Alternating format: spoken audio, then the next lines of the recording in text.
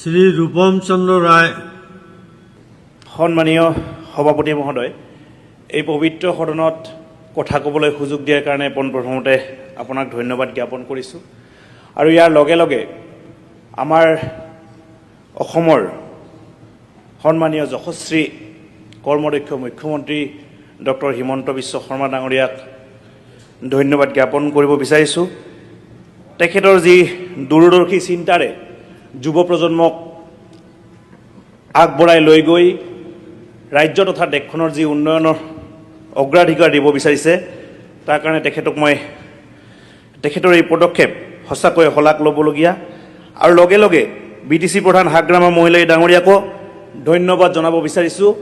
BTC অঞ্চলৰ সম উন্নয়ন, সম বিকাশ আৰু যুৱ প্ৰজন্মক অগ্ৰাধিকাৰ দি বাওঁসুঙুৰিৰ দৰে এটা ফুলনিৰ বাগিচাৰ দৰে এটা সমষ্টিত মোক প্ৰতিনিধিত্ব কৰিবলৈ যি সুযোগ দিলে, তাৰ কাৰণে তেখেতক ধন্যবাদ জ্ঞাপন কৰিছোঁ আৰু বাওঁসুঙুৰিবাসী ৰাইজৰ শ্ৰীচৰণত মই সেৱা যাচিছোঁ। এতিয়া মাননীয় মন্ত্ৰী অজন্তা নায়ক বাইদেৱে উত্থাপন কৰা নাৰী সমাজৰ সামগ্ৰিক উন্নয়ন আৰু সবলীকৰণ নিশ্চিত কৰিবলৈ ডিলিমিটেশ্যনৰ পিছত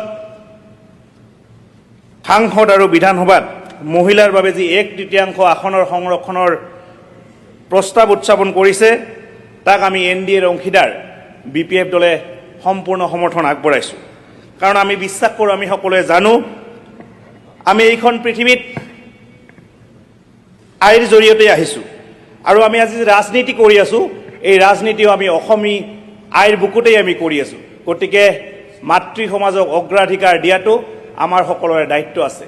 ভাৰতবৰ্ষ তথা অসম ৰাজ্যত আপোনালোকে সকলোৱে জানে যে প্ৰায় 50% জনসংখ্যাৰ আমাৰ নাৰী সমাজ।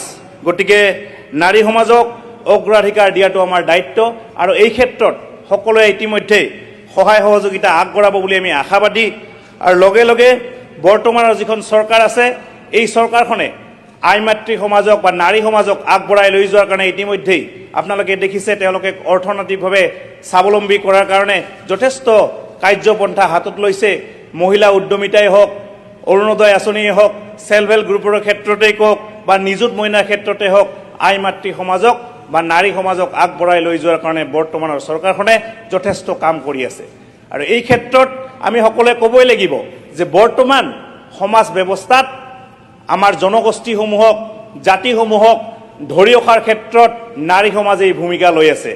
আজি কোচ ৰাজবংশী সমাজৰ ক্ষেত্ৰতে হওক, পাতানি পৰিধান কৰি আমাৰ আই মাতৃ সমাজেই আমাৰ জনগোষ্ঠীটোক পৰিচয় দিছে। বড়ো সমাজৰ কথাই কওক, বড়ো সমাজৰ আজি যি সাংস্কৃতিক দখনাৰ জৰিয়তে সমগ্ৰ বিশ্বতেই নাৰী সমাজে উপস্থাপন কৰি আছে বা বিভিন্ন জাতি জনগোষ্ঠীক উপস্থাপনৰ ক্ষেত্ৰত নাৰী সমাজে অগ্ৰণী ভূমিকা লৈ আছে। আৰু এই ক্ষেত্ৰত আমি সকলোৱে নাৰী সমাজক সন্মান জনাই, কিন্তু পৰন্তু ইয়াত নাৰাখি সকলোৱে যিখন প্ৰস্তাৱ আজি উত্থাপন কৰিছে, এই প্ৰস্তাৱখনক সকলোৱে সমৰ্থন জনাব লাগে। আৰু আগন্তুক দিনত ডিলিমিটেশ্যনৰ পিছত 1/3 যি সংৰক্ষণৰ ব্যৱস্থা, তাত সকলোৱে সমৰ্থন জনাব লাগে। এই ক্ষেত্ৰত সন্মানীয় সভাপতি মহোদয়, মই ক'ব বিচাৰিছোঁ, আজি যিটো প্ৰস্তাৱ আনিছে, এই প্ৰস্তাৱটো কেৱল মহিলা আই মাতৃৰ বাবে কেৱল আসন সংৰক্ষণেই নহয়, ই ভাৰতীয় গণতন্ত্ৰক অধিক ন্যায়সংগত আৰু অন্তৰ্ভুক্তমূলক আৰু দূৰদৰ্শী কৰাৰ এক ঐতিহাসিক পদক্ষেপ। যেতিয়া নাৰীৰ কণ্ঠই আইন প্ৰণয়নৰ মঞ্চত অধিক শক্তিশালী হ'ব, তেতিয়াই সমাজখন অধিক শক্তিশালী হৈ যাব বুলি আমি আশাবাদী। আৰু এই ক্ষেত্ৰত বিৰোধীৰ যিসকল আমাৰ সন্মানীয় বিধায়ক আছে, তেওঁলোকেও এই ক্ষেত্ৰত সহায় সহযোগ কৰিব বুলি আমি আশা ৰাখিছোঁ।